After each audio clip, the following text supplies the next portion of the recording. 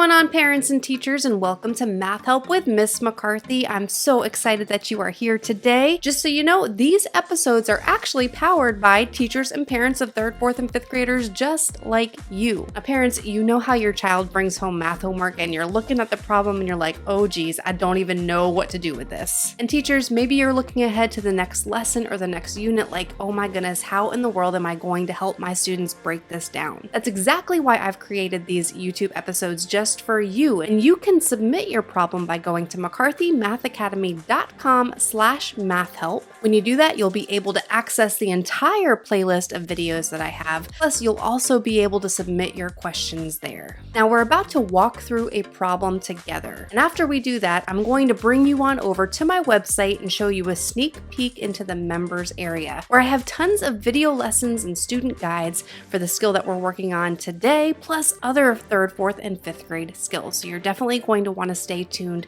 for that. And the cool thing is, if your question is chosen to be in an upcoming episode, you'll get complimentary access to the gold plan or to one of the family plans available, your choice, so you can check out the members area for yourself. Ooh, I'm so excited. Let's go ahead and get to today's question and let me teach ya. Today's question comes from Robert. He's a parent of a 4th grader in Tallahassee, Florida, and Robert sent in a question like this. Select less than, greater than, or equal to make each statement true. We have some statements right here. We have that 3/4 and 4/6. 2/3, 4/6, 2/3, 3/4, and what we need to do is select which sign needs to go in the middle of those two fractions to make the statement true. This is a matching item type of question on the FAST math assessment, so I'm really thankful that Robert sent in a question similar to this to get some test prep practice going. Let's go ahead and take this one step at a time, and we are going to start right here with this pair of fractions and see what's going on. For this problem, I'll try to implement both area models and number lines throughout. So we have 3/4 and 4/6. We have 3/4, what's our sign, and then 4/6. So I'm going to start with an area model and create two fraction bars, two holes really, that are the same size. Now these are two holes. The first fraction is 3/4, so I need to create the fraction 3/4 using this hole. So that means I could take my hole and break it into 4 equal parts. Just like that. Our numerator lets us know that we need to consider 3 of them. So 1, 2, 3. All right, so that models 3/4. Now let's do the same thing for 4/6.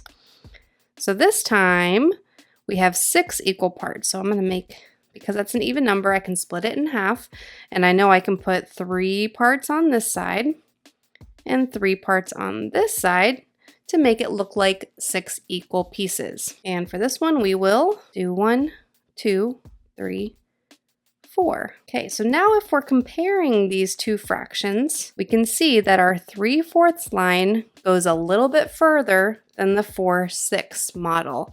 The thing is, as students are practicing, or you are practicing modeling these, it takes some practice getting better at these.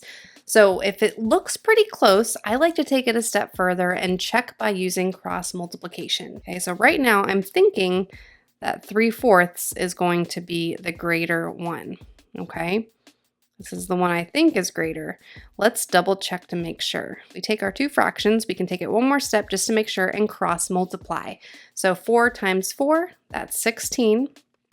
And 6 crossed to 3, 6 times 3 would be 18.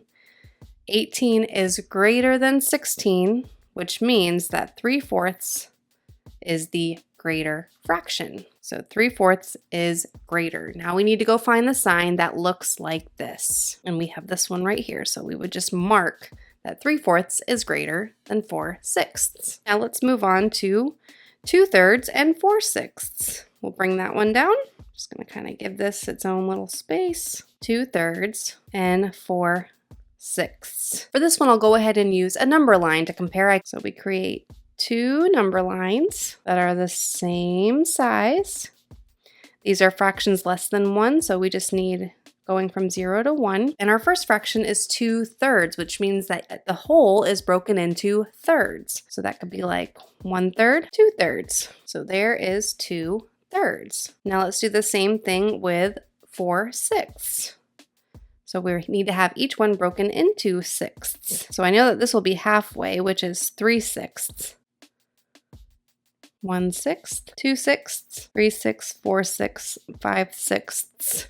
And of course, one whole is the same as 6/6. 4/6 is right here. And it looks like these are pretty close. Again, I can use my cross multiplication step.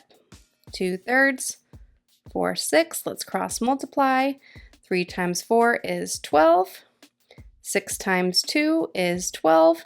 12 is equal to 12. So I know that these two fractions are equivalent, but I want to show you another way to make sure that these fractions are equivalent, because when we're going from 3 to 6, here we can multiply by 2. 3 times 2 equals 6. If we can do that same thing up top, 2 times 2, does that equal 4? It does. Because we're multiplying by 2 in the numerator and by 2 in the denominator, we're really multiplying by 2 halves, or 2/2, which is a fraction equal to 1, showing that these are equivalent fractions. So there's a bunch of different ways there to show that these are two equal fractions. Go on up and find the one we need, which is right here. Move all the way over to the equal one. 2/3 is equal to 4/6. And then finally, we have 2/3 and 3/4. So we can actually use some fraction sense to work our way through this problem, because we've just learned that 2/3 is equal to 4/6. So if 2/3 is equal to 4/6, we already have that comparison up here. That 4/6 is less than 3/4. So 2/3 must also be less than 3/4. 2/3 is less than 3/4. Showing that using an area model, we can just do this. Create two wholes because they're both fractions less than 1. My first fraction will be 2/3, so I'll shade in 2 of those thirds. And my next fraction will be 3/4, shading in 3/4. And we can see that our 3/4 is slightly bigger than 2/3. Again, you could use cross multiplication to check this as well. 2/3, 3/4. 3 times 3 is 9. 4 times 2 is 8. And 8 is less than 9. You might be thinking, why don't we just go right to cross multiplication? That seems so much faster. And you're right, it is. But this is where we get into that math trick territory. We want to make sure that students develop fraction sense. So drawing them out, using number lines really helps for them to have an idea of what these fractions look like. Notice I only use cross multiplication to check it at the end. All right, so let me go back up and mark my final answer here, which is this one. Okay. Oh, I don't know what happened to my equals. Good thing I went back. All that hard work.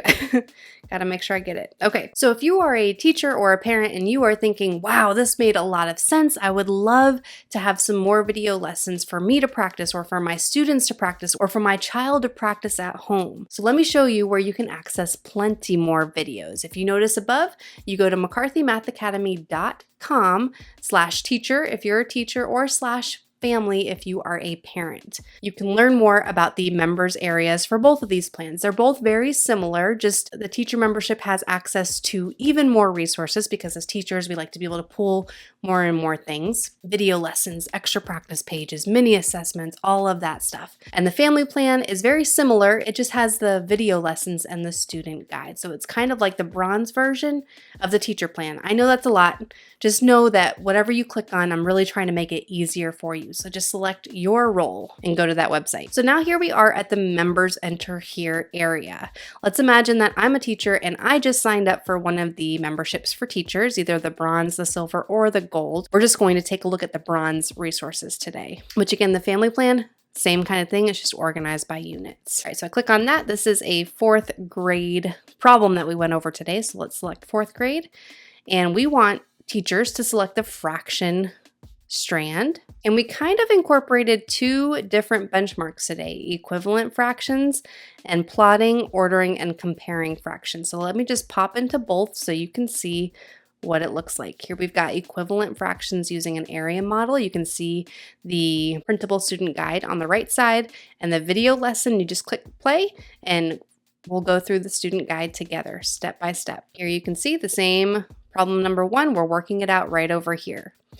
Okay, if we scroll down, we've got equivalent fractions on a number line and equivalent fractions with sets. We didn't really do that today. We could have for the 2/3 and 4/6 problem. And we also have equivalent fractions when the fractions are greater than 1. Today we worked with fractions that are less than 1, but we in 4th grade will work with fractions greater than 1 as well.